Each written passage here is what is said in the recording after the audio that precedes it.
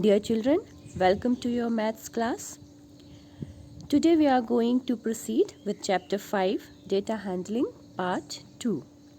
In today's class, we will revise pictograph that we have learnt in previous class, and further we will learn about bar graph and double bar graph.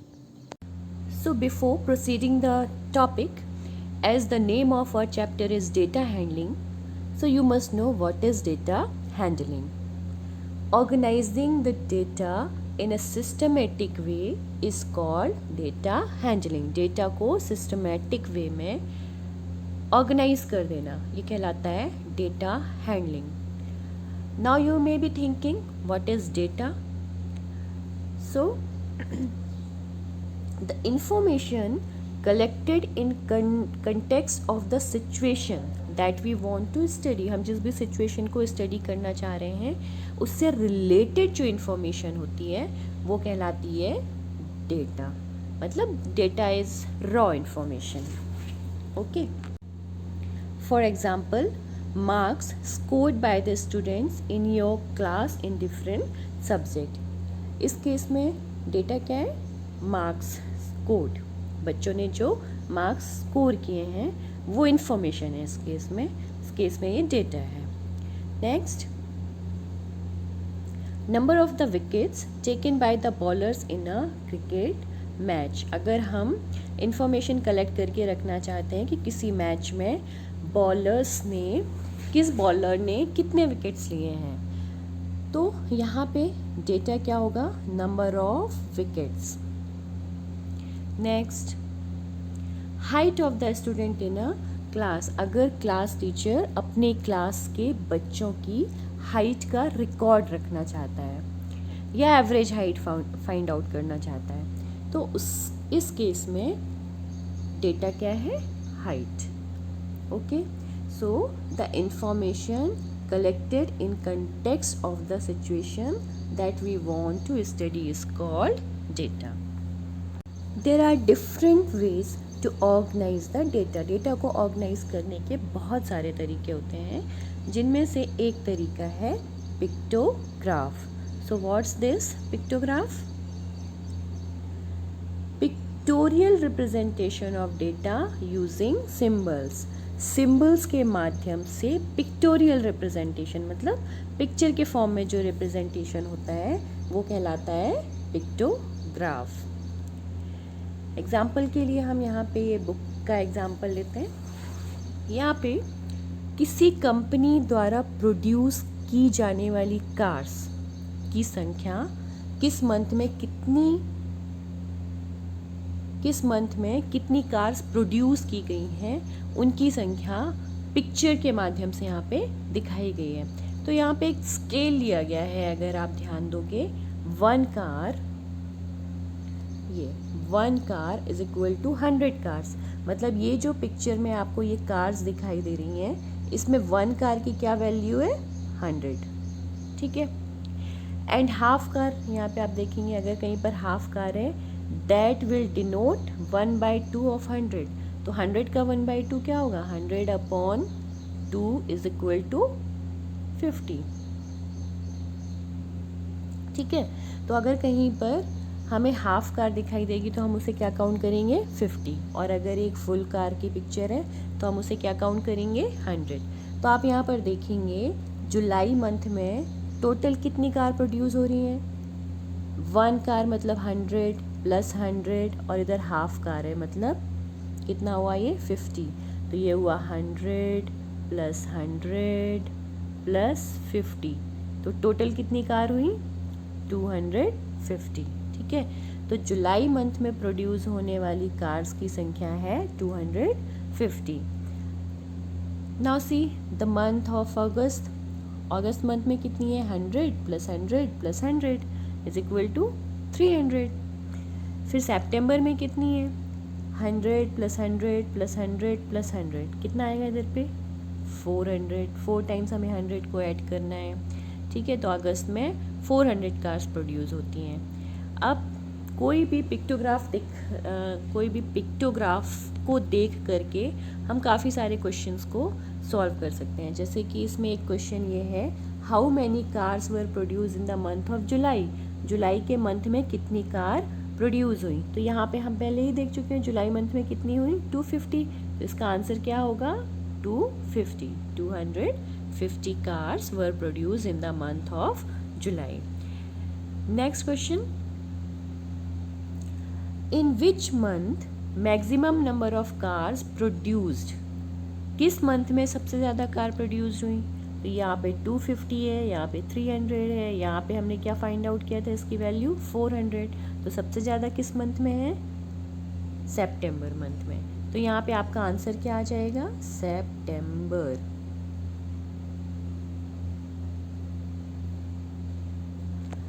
इसी तरह हम कुछ और examples देखते हैं। यहाँ पे आप देखेंगे कि फ्रूट्स दिए हुए हैं इस कॉर्नर पे, ये फ्रूट्स इस कॉलम पे दिए हुए हैं और यहाँ पे दिए हुए हैं फेवरेट फ्रूट, और ये वन स्माइली, ये स्माइली के फॉर्म में यहाँ पे पिक्टोग्राफ बनाया गया है। तो आप देखेंगे कि ये यहाँ पे की दी हुई है कि one smiley means one child, one smiley means one child. इससे पहले जो हमने कार वाला क्वेश्चन देखा था उसमें क्या था, 1 car is equal to 100 car, लेकिन यहाँ पर वन स्माइली मतलब वन चाइल्ड, एक चाइल्ड। तो एप्पल को पसंद करने वाले कितने बच्चे हैं, 1 2 3 4 5 5। बनाना को पसंद करने वाले कितने बच्चे हैं, 1 2 3 4 5 6 7 7। स्ट्रॉबेरी को पसंद करने वाले 1 2 3 3। Pears 1 2, grapes 1 2 3 4 4। तो ठीक है, तो इस तरीके से हमने काउंट कर लिया कि किस फ्रूट को कितने बच्चे पसंद करते हैं। तो सबसे ज़्यादा कौन से फ्रूट को पसंद किया जाता है, यहाँ आप देखेंगे सबसे हाईएस्ट डिजिट कौन सा है, 7। तो मतलब सबसे ज़्यादा कौन से फ्रूट को पसंद कर रहे हैं बच्चे, बनाना को। और सबसे कम किसको पसंद कर रहे हैं, सबसे कम वैल्यू किसकी आई है, 2 आई है पियर्स की। तो सबसे कम किसको पसंद कर रहे हैं, कौन से फ्रूट को, पियर्स को। Then here is one more example, happy birthday pictograph. मतलब अगर आपकी क्लास में किस मंथ में कितने बच्चों का बर्थडे है, अगर आपको इसके लिए एक पिक्टोग्राफ बनाने के लिए दे दिया जाए, तो आप कुछ इस तरीके का ही पिक्टोग्राफ बनाएंगे। इसे देखकर हमें क्या समझ आ रहा है, यहाँ पे देखिए, यहाँ पे की दी हुई है 1 balloon is equal to 1 student, ठीक है। तो यहाँ जनवरी मंथ में कितने बलून है, 1 2 3 4। दैट मीन्स जनवरी मंथ में कितने बच्चों का बर्थडे है, 4 बच्चों का। फेब्रुअरी मंथ में आप देखेंगे, फेब्रुअरी 1 2 3 4। तो फेब्रुअरी मंथ में कितने बच्चों का है, 4 बच्चों का। मार्च 1 2, मार्च में 2। अप्रैल में 2, मई में 1 2 3 4 5 5। जून में 1, जुलाई में 3, अगस्त में 1, सितंबर 2, अक्टूबर में किसी का भी बर्थडे नहीं है, नवंबर में 2 एंड दिसंबर में, ये आप काउंट करो 1 2 3 4। तो दिसंबर में कितने हैं, 4। तो आप देखेंगे सबसे ज़्यादा किस मंथ में सबसे ज़्यादा बच्चों का बर्थडे है, यहाँ पे हम देखेंगे 5। तो मई मंथ में सबसे ज़्यादा बच्चों का बर्थडे है। फिर ऐसा कौन सा मंथ है जिसमें सबसे कम है, तो आप देखोगे जून और ये अगस्त। जून और अगस्त में 1 और 1 है। ऐसा कौन सा मंथ है जिसमें किसी भी बच्चे का बर्थडे नहीं है, तो आप देखोगे अक्टूबर। अक्टूबर में यहाँ पे कोई भी वैल्यू नहीं है, कोई भी बैलून नहीं है। तो अक्टूबर मंथ में उस क्लास में किसी भी बच्चे का कोई बर्थडे नहीं है। Now one more example. Here you can see fruits and number of students, ठीक है। तो नंबर ऑफ स्टूडेंट्स की कीज दी हुई है कि 1 mango is equal to 2, 1 apple is equal to 2, 1 banana picture, 1 banana की अगर पिक्चर है तो उसकी वैल्यू क्या है, 2।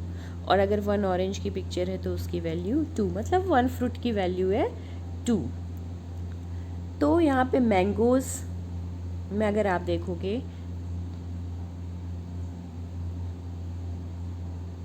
मैंगोज़ में अगर आप देखेंगे तो टोटल मैंगोज़ कितने हैं? 3, 1 2 3। लेकिन यहाँ पे 1 मैंगो की वैल्यू कितनी है? 2। तो हमें टोटल मैंगोज़ निकालने हैं, तो हम क्या करेंगे? 2 से मल्टीप्लाई करेंगे, तो 3 into 6, 3 into 2 is equal to 6। तो मैंगोज़ को कितने बच्चों ने खाया? 6 बच्चों ने खाया, ठीक है।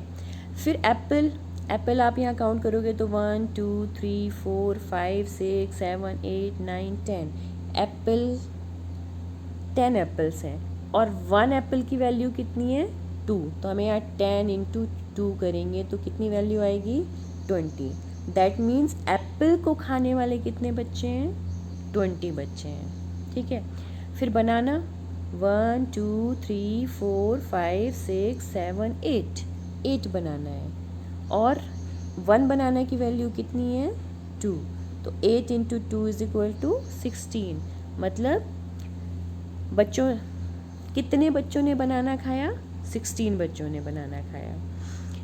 फिर ऑरेंज, ऑरेंज कितने? 1 2 3 4 5 इंटू 1 ऑरेंज की वैल्यू है 2, मतलब 1, तो ये हुआ 5 इंटू 10। मतलब ऑरेंज फ्रूट को कितने बच्चों ने खाया? 10 बच्चों ने खाया।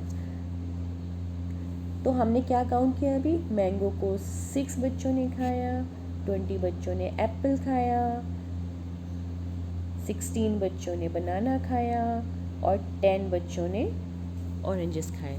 तो सबसे ज़्यादा किस फ्रूट को पसंद किया जा रहा है, या सबसे ज़्यादा कौन सा फ्रूट है जो बच्चों ने खाया? वो है एप्पल, और सबसे कम mangoes. Now here is one more example जहाँ पे हम फ्रीक्वेंसी टेबल, जो मैं आपको अभी काउंट करके बता रही थी, वो यहाँ पे फ्रीक्वेंसी टेबल आपको इधर पे दी हुई है, ठीक है। यहाँ पे आप देखेंगे, ये की देखिए आप, 1 circle is equal to 2 Smarties, ठीक है। तो अगर हम ये ग्रीन लेते हैं तो ग्रीन में कितने हैं? 1 2 3 और हाफ। जब 1 सर्कल इज इक्वल टू 2 है तो half circle is equal to कितना होगा? 1, ठीक है। तो half circle is equal to कितना होगा? 1। तो इसमें कितना आया? 1 2 3 फुल है और एक की वैल्यू है 2, 3 इंटू 2 इज इक्वल टू 6 और हाफ सर्कल मतलब 1, तो 6 प्लस 1 इज इक्वल टू 7, ठीक है। इस तरीके से यहाँ पे काउंट किया गया है। यहाँ पे आप देखेंगे ऑरेंज, तो 1 2 3 4 ऑरेंज है और एक ऑरेंज की वैल्यू कितनी है? 2। यहाँ पे आप देखिए ये की दी हुई है, ठीक है। तो ये कितना हुआ? 4 इंटू 2 इज इक्वल टू 8। आप देखें यहाँ पे 8 ही आया है, ठीक है। तो इसी तरीके से यहाँ पे बाकी भी फ्रीक्वेंसी काउंट की गई है। तो इस तरीके से हम पिक्टोग्राफ के माध्यम से अपने डेटा को रिप्रेजेंट कर सकते हैं। Now we will learn about bar graph.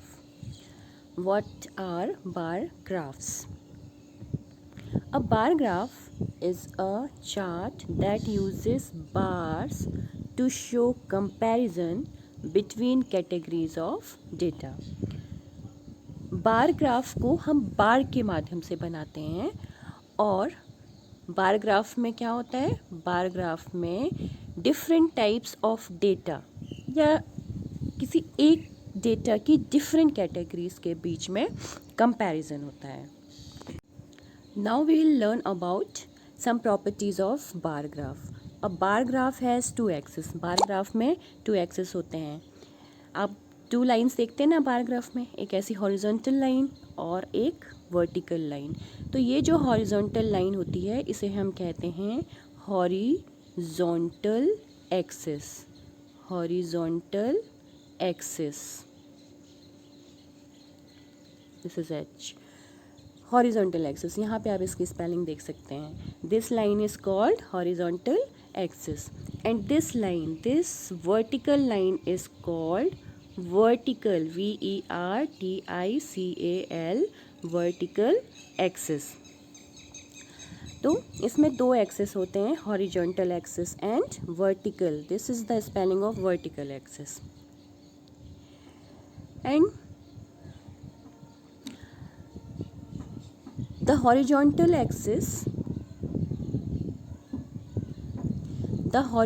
axis describes the types of categories being compared. ये जो horizontal axis होता है, यहाँ पे हम क्या लिखते हैं, कैटेगरीज ऑफ डेटा जो कि कंपेयर किया जाना है, ठीक है। जैसे कि हमने पिछला एग्जाम्पल देखा, वहाँ पे हमें कंपैरिजन किस पे करना था, डिफरेंट कैटेगरीज ऑफ फ्रूट्स। तो वो जो कैटेगरीज होती हैं उसको हम कहाँ पे लेते हैं, हॉरिजॉन्टल में। And vertical axis describe the values of data. इस डेटा की वैल्यू क्या होगी ये हम कहाँ पे शो करते हैं, इस वर्टिकल एक्सिस में, ठीक है। जैसे एप्पल को कितने लोग पसंद करते हैं, 35। तो 35 को हमने कहाँ पे शो किया, वर्टिकल एक्सिस में, और एप्पल को हमने कहाँ पे शो किया, हॉरिजॉन्टल एक्सिस में, ठीक है। तो जिन्हें हमें कंपेयर करना है, या जो डेटा की डिफरेंट कैटेगरीज होती हैं, वो हमेशा और हमेशा आपको कहाँ पे लिखनी है, हॉरिजॉन्टल एक्सिस में। और जिन वैल्यूज़ के बेस्ड पर कंपेयर करना है, उन वैल्यूज़ को हमें कहाँ पे लिखना है, जो भी न्यूमेरिकल वैल्यूज़ होंगी वो हमें कहाँ पे लिखना है, वर्टिकल एक्सिस में। Okay, and it displays the information using bars with uniform width. Bar graph displays the information using bars. आप ये देखेंगे, ये जो रेक्टेंगल्स बने हुए हैं इनको हम क्या कहते हैं, बार्स कहते हैं। इन रेक्टेंगल्स को हम बार कहते हैं। So the bar graph displays the information using bars with uniform width. Now here is another example of bar graph. Birthday of the students by month. मान लीजिए आपको अपनी ही क्लास में किस मंथ में कितने बच्चों का बर्थडे आता है, उसका आपको एक बार ग्राफ बनाना है, ठीक है। तो आप क्या करेंगे, सबसे पहले, क्योंकि हमें मंथ वाइज कंपैरिजन करना है कि किस मंथ में कितने बच्चों का बर्थडे आता है, तो मंथ्स को हम कहाँ पे लेंगे, हॉरिजॉन्टल बार में लेंगे, ठीक है। अब इनकी वैल्यूज़ किस मंथ में कितने, मान लो जनवरी में 8 बच्चों का आता है बर्थडे, तो 8 उसकी वैल्यू हो गई, ठीक है। तो वैल्यूज़ को हम कहाँ पे पुट करते हैं, वर्टिकल बार में, वर्टिकल एक्सिस में पुट करते हैं, ठीक है। तो इस ग्राफ में भी जनवरी, फरवरी, मार्च, अप्रैल, मई, जून, जुलाई, अगस्त, सितंबर, अक्टूबर, नवंबर एंड दिसंबर मंथ्स को हॉरिजॉन्टल बार में शो किया गया है, और यहाँ पे वर्टिकल बार में इनकी वैल्यूज़ शो की गई हैं। अब लेकिन हमें कैसे पता चलेगा कि किस मंथ में, वैल्यूज़ तो यहाँ पे शो है वर्टिकल बार में, लेकिन किस मंथ की कौन सी वैल्यू है ये हमें कैसे पता चलेगा। इसके लिए हम क्या बना देते हैं, बार्स बना देते हैं ये, ठीक है। आप ध्यान दोगे तो ये सारे बार्स की विड्थ सिमिलर है, और इनके बीच ये जो डिफरेंस है ये भी एकदम सेम है। तो जब आप ग्राफ में बार बनाएंगे या कॉपी में बार ग्राफ बनाएंगे, तो आपको हमेशा याद रखना है कि ये इनकी विड्थ भी सेम होनी चाहिए, और इनके बीच ये जो डिफरेंस होता है ये भी सेम होना चाहिए। अब हम इस बार ग्राफ को रीड करेंगे अगर, तो हम देखेंगे जनवरी मंथ में कितने बच्चों का बर्थडे है। यहाँ पे आप देखेंगे इस बार में 0 से 2, 2 से 4, 4 से 6, दैट मीन्स 1 यूनिट को कितना लिया। आप इसमें 0 से 2 के बीच में देखेंगे 2 का डिफरेंस है, 2 से 4 के बीच में 2 का डिफरेंस है, 4 से 6 के बीच में 2 का डिफरेंस है। That means here 1 unit one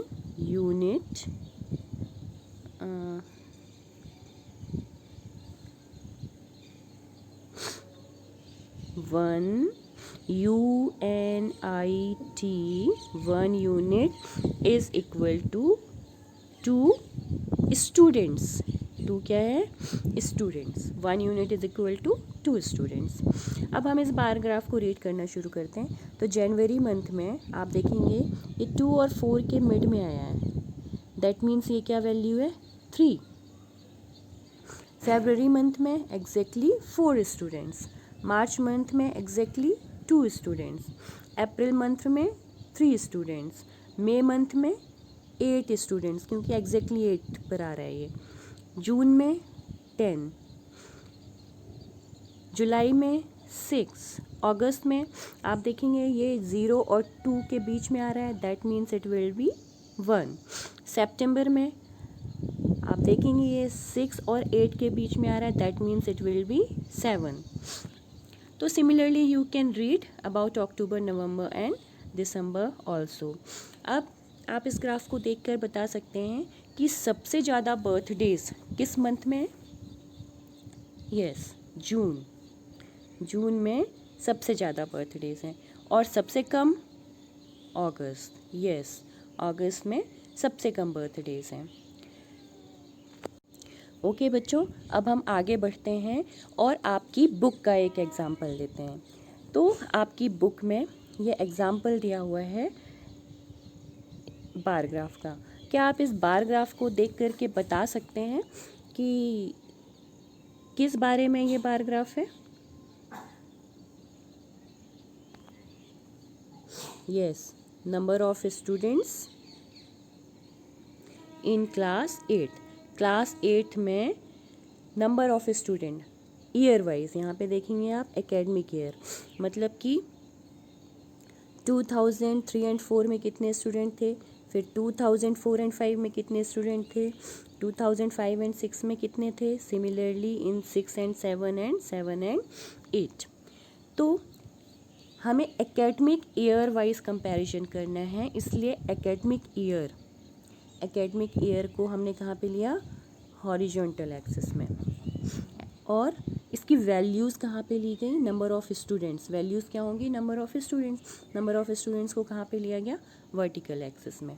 अब इस ग्राफ को देख करके कुछ क्वेश्चंस हमें बताने हैं, कुछ क्वेश्चंस के आंसर हमें बताने हैं। First question, what is the information given by the bar graph? इस बार ग्राफ से क्या इंफॉर्मेशन दी गई है?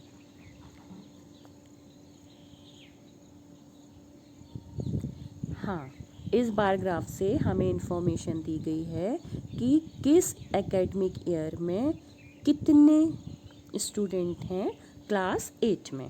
ठीक है, नेक्स्ट क्वेश्चन है, in which year is the increase in the number of student maximum? शायद मोस्ट ऑफ द बच्चों का आंसर होगा 2007, 2008। No, this is wrong answer. आपको मैक्सिमम नहीं बताना है, आपको बताना है इंक्रीज, इंक्रीमेंट, मतलब सबसे ज़्यादा किस में बढ़ोतरी हुई। तो वो हम कैसे देखेंगे? आप देखोगे इनकी वैल्यूज़ आप देखो तो ये कितना है? 100, ये 200, फिर ये 250, 300 एंड 350। तो आप अगर इन दोनों में देखोगे तो इन दोनों में कितना डिफरेंस है? 50 का डिफरेंस है। अगर आप इन दोनों को कंपेयर करोगे तो 50 का डिफरेंस है। अगर आप इन दोनों को कंपेयर करोगे तो 50 का डिफरेंस है। कैसे 50 का डिफरेंस है?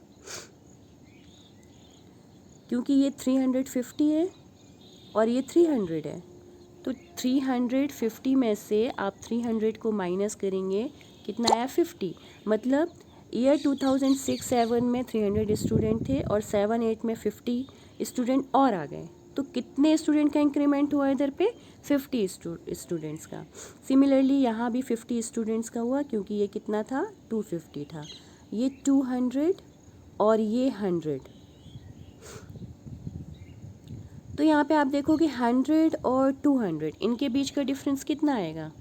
200 माइनस 100 इज इक्वल टू 100। तो सबसे ज़्यादा डिफरेंस कौन सी ईयर में आ रहा है? 2003-4 एंड 2004-5। तो इसका आंसर क्या होगा? In which year is the increase in the number of students maximum? 2004 and 5।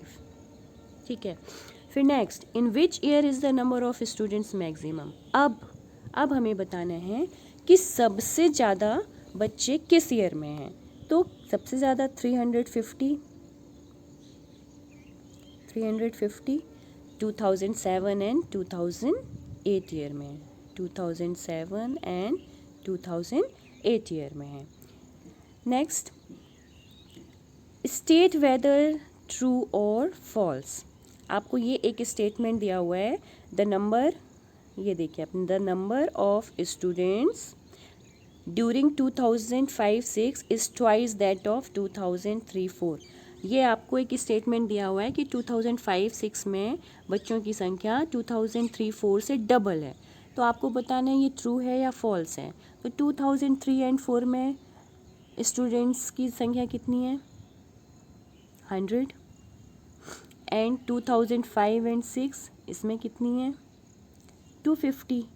तो इनके बीच का डिफरेंस आप देखोगे कितना आ रहा है? 150। तो ये डबल नहीं है,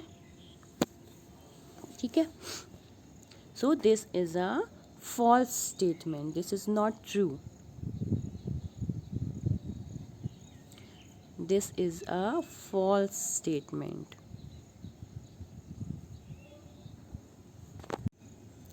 Children, now we will see how we will draw the bar graph in a graph paper. So for this I am taking one example. This example is from your book.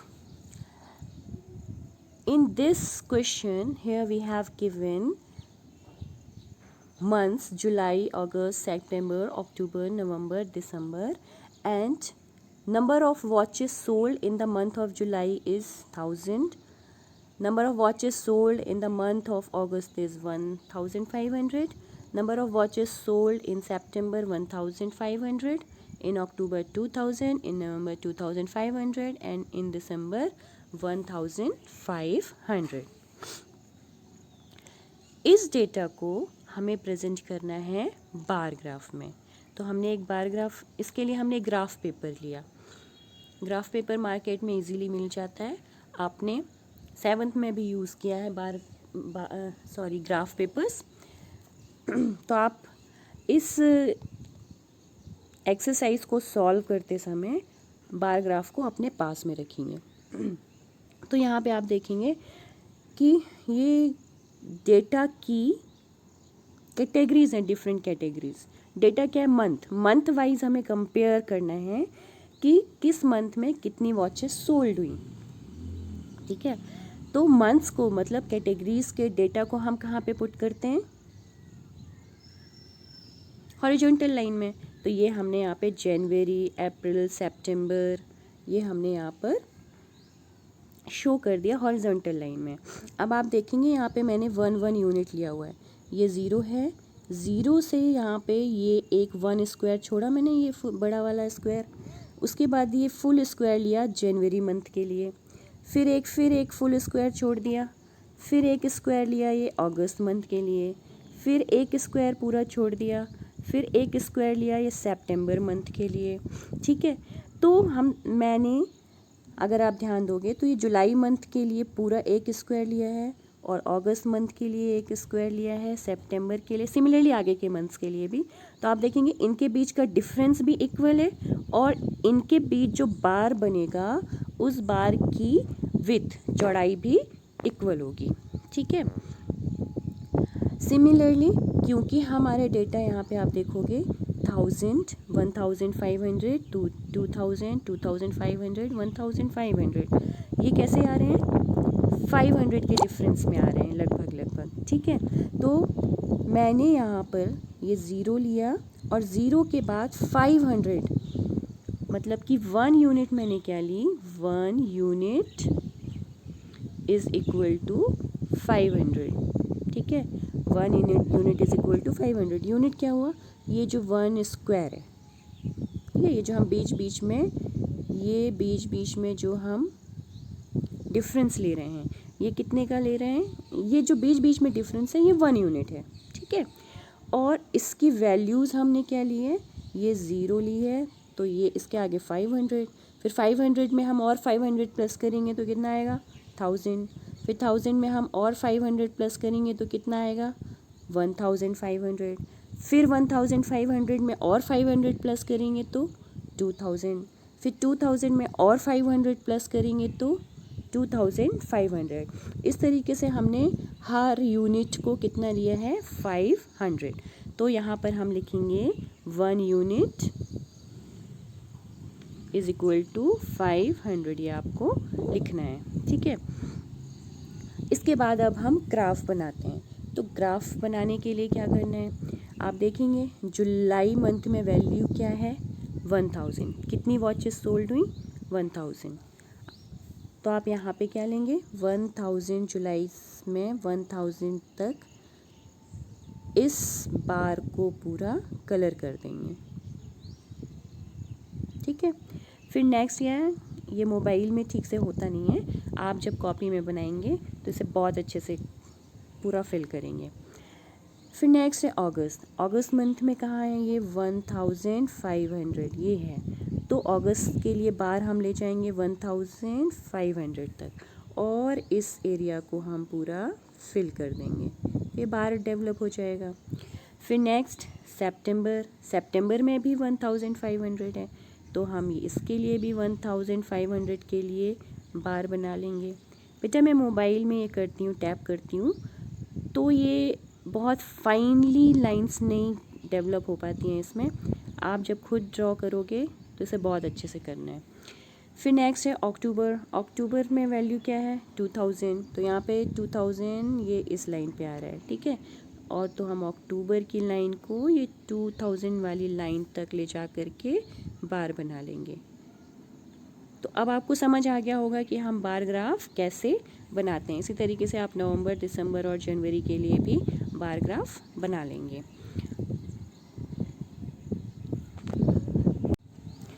Now children we will learn about double bar graph. अभी तक हम single bar graph पढ़ रहे थे, अब हमें पढ़ना है double bar graph.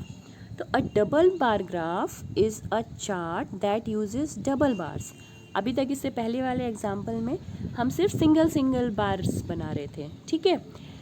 But a double bar graph is a chart that uses double bars to show comparison between two categories of the data. अभी तक हम एक ही कैटेगरी ले रहे थे, मतलब एक ही डेटा की डिफरेंट कैटेगरीज ले रहे थे। अब हम 2 कैटेगरीज लेंगे। वो कैसे, आपको एग्जाम्पल देख करके ये समझ में आ जाएगा। तो आप ये एग्जाम्पल है देख सकते हैं, यहाँ पर ये डबल बार ग्राफ का एग्जाम्पल है। यहाँ पे आप देखेंगे ये डबल बार ग्राफ बने हुए, ये डबल बार ग्राफ बने हुए, ये क्यों बने हुए हैं ये अब हम देखते हैं। तो these are the scores on a fraction test with and without preparation। Teacher ने फ्रैक्शन पे एक टेस्ट लिया है। पहले टीचर ने विदाउट प्रिपरेशन एक टेस्ट लिया, उसके बाद फिर फिर प्रिपरेशन करने का टाइम दिया और फिर टेस्ट लिया। तो डिफरेंस हम इस बार ग्राफ के माध्यम से शो कर रहे हैं कि जब बच्चों ने बिना प्रिपरेशन के टेस्ट दिया तो उनके मार्क्स कितने आए, और जब बच्चों ने प्रिपरेशन करके टेस्ट दिया तो उनके मार्क्स कितने आए। तो यहाँ पर हम देखते हैं सबसे पहले जॉन। यहाँ पे ये कीज़ में शो किया गया है कि ऑरेंज बार शो कर रहा है विदाउट प्रिपरेशन को और ग्रीन बार शो कर रहा है विद प्रिपरेशन को। तो हम यहाँ पे देखते हैं कि जॉन ने जब विदाउट प्रिपरेशन मतलब ऑरेंज बार, जब विदाउट प्रिपरेशन तैयारी की तब उसे कितने मार्क्स मिले। तो हम यहाँ देख रहे हैं कि इनमें डिफरेंस कितना है 40, 50, 60, 10 का डिफरेंस है। दैट मीन्स अगर बीच में कोई वैल्यू आती है तो वो क्या होगी 10 का हाफ मतलब 5। तो ये यहाँ पे 70 और 80 के बीच में आ रहा है, इसका मतलब इसको कितने मार्क्स मिले 75 विदाउट प्रिपरेशन। और जब जॉन ने प्रिपरेशन करके दिया तब उसे कितने मार्क्स मिले 90 मार्क्स मिले, ठीक है। तो विद प्रिपरेशन ज़्यादा मार्क्स हैं या without preparation, yes with preparation. तो यहाँ के जॉन के खुद के मार्क्स जो हैं वो आपस में कंपेयर हो रहे हैं कि विद प्रिपरेशन कितने मार्क्स मिले और विदाउट प्रिपरेशन। फिर कार्ला कार्ला को आप देखेंगे विदाउट प्रिपरेशन कितने मार्क्स मिले हैं, 60 marks, and with preparation again it's between 70 and 80, that means this is 75। तो जब कार्ला विदाउट प्रिपरेशन एग्ज़ाम देती है तो उसे 60 मार्क्स मिलते हैं, और जब विथ प्रिपरेशन देती है तो उसे 75 मिलते हैं। तो यहाँ पे भी प्रिपरेशन के साथ उसको ज़्यादा मार्क्स मिल रहे हैं। फिर आप पीटर को भी इसी तरीके से कंपेयर कर सकते हो, जेटसर को भी और डार्लिन को भी। तो आपको ये समझ आ गया होगा कि हम डबल बार ग्राफ कब यूज़ करते हैं। यहाँ पे देखिए बच्चे का अपने आप में भी कंपैरिजन है और दूसरे बच्चों के साथ में भी कंपैरिजन है। अगर आपको बोला जाए कि पीटर और जॉन के मार्क्स में कंपैरिजन करना है तो कैसे करेंगे। पीटर को विदाउट प्रिपरेशन 75 मिले हैं, सॉरी जॉन को विदाउट प्रिपरेशन 75 मार्क्स मिले हैं, और पीटर को विदाउट प्रिपरेशन कितने मिले हैं, 80 मिले हैं। ठीक है, तो पीटर के मार्क्स यहाँ विदाउट प्रिपरेशन भी ज़्यादा हैं, और अगर प्रिपरेशन के साथ करते हैं तो प्रिपरेशन में जॉन को 90 मिले हैं और पीटर को सिर्फ 85 से भी कम मिले हैं। ठीक है, तो जॉन जब प्रिपरेशन करता है तो जॉन आगे बढ़ जाता है विद 90 मार्क्स, एंड पीटर को सिर्फ 83 मार्क्स मिलते हैं। तो इस तरीके से हम बच्चे का खुद का अपने मार्क्स से कंपैरिजन और दूसरों के मार्क्स से भी कंपैरिजन कर सकते हैं। तो ये है डबल बार ग्राफ। अब बच्चों हम आपकी बुक से एक एग्जाम्पल लेते हैं। तो this is an example from your book. क्या आप इसे देख करके बता सकते हैं कि किस इंफॉर्मेशन के बारे में कंपैरिजन चल रहा है इसमें। यस, सबसे पहले हम यहाँ पे देखते हैं ये क्या है, marks obtain bye a student. एक स्टूडेंट के मार्क्स उसने जो गेन किए हैं ये उस पे कंपैरिजन, अ स्टूडेंट लिखा है मतलब एक ही स्टूडेंट के मार्क्स हैं, ये अलग अलग स्टूडेंट्स के नहीं। ठीक है, एक स्टूडेंट ने कितने मार्क्स गेन किए। अब आप देखेंगे यहाँ 2 बार हैं, तो ये बार किस लिए हैं। जो वाइट बार है वो 2005 और 6 सेशन में उसके कितने मार्क्स हैं ये शो करेगा, और ग्रे बार 2006 और 7 सेशन में कितने मार्क्स हैं ये शो कर रहा है। ठीक है, तो आप देखेंगे अब मार्क्स जो होते हैं वो सब्जेक्ट्स के ही होते हैं, तो मतलब कंपैरिजन की कैटेगरी क्या होंगी, सब्जेक्ट्स होंगे। इन कैटेगरीज को हमने कहाँ पे लिख दिया, हॉरिजॉन्टल बार में, और मार्क्स इन कैटेगरीज की वैल्यूज़ हैं तो इसे हमने लिख दिया वर्टिकल बार में। अब सबसे पहले मैथ्स के मार्क्स कंपेयर करते हैं। तो मैथ्स के मार्क्स 2005 एंड 6 ईयर में कितने हैं, 30, एंड 2006 एंड 7 ईयर में कितने हैं, 60। फिर सोशल साइंस के मार्क्स 2005 एंड 6 ईयर में कितने हैं, 50, एंड सोशल साइंस के मार्क्स 2006 एंड 7 में कितने हैं, 55। फिर साइंस के मार्क्स 2005 एंड 6 सेशन में कितने हैं, 45, एंड साइंस के मार्क्स 2006 एंड 7 में कितने हैं, 50। ऐसे ही आप इंग्लिश और हिंदी का भी निकाल सकते हैं। हिंदी में 2005 एंड 6 सेशन में कितने हैं,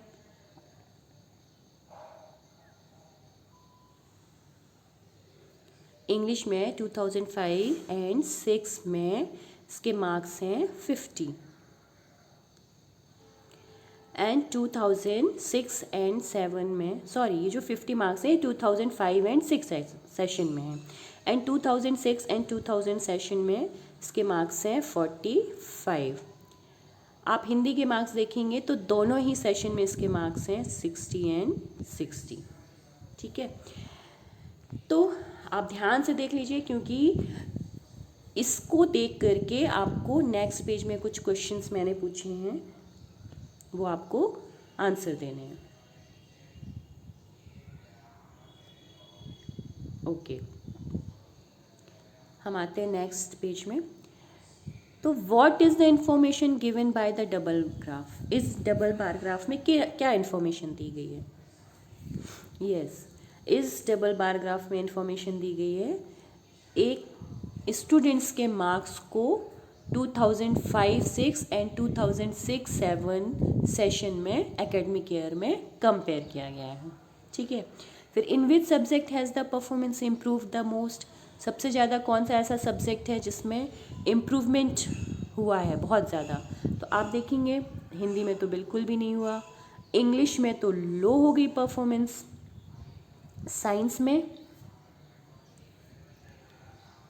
थोड़ा परफॉर्मेंस बेटर है, सोशल साइंस में बेटर है, पर मैथ्स में तो बहुत ही बेटर है। ठीक है, so in which subject has the performance improve the most? इसका आंसर क्या होगा? Maths. Now see question 3। In which subject has the performance deteriorated? मतलब किस सब्जेक्ट में परफॉर्मेंस बिगड़ी है? तो आप किस में देखेंगे, ये यहाँ तो इंक्रीज़ हुई है, इसमें भी इंक्रीज़ हुई है, इसमें भी इंक्रीज़ हुई है, लेकिन इसमें मार्क्स कम हुए हैं, तो इसका आंसर क्या होगा? इंग्लिश। फिर question 4, in which subject is the performance at par? कौन सा ऐसा सब्जेक्ट है जिसमें कोई डिफरेंस नहीं है? तो इसका आंसर आप देखते ही बता सकते हैं, हिंदी। दोनों सेशन में एकदम सेम मार्क्स थे। So that's all for today's class, children. And now I am giving you homework from your book. आपके ट्राई दीज में ये 2 क्वेश्चंस दिए हुए हैं। इनको आपको, हमने पिक्टोग्राफ पढ़ा, बार ग्राफ पढ़ा, डबल बार ग्राफ पढ़ा।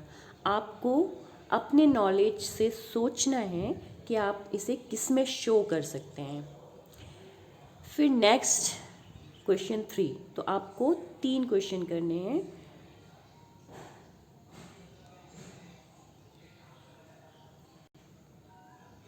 ये question 1, question 2, question 1, question 2 and this is question 3। तो ये आपको 3 क्वेश्चंस अपनी कॉपी में करके रखने हैं। आप इन्हें ग्राफ पेपर में बनाएंगे और फिर अपनी कॉपी में पेस्ट कर लेंगे। Thank you.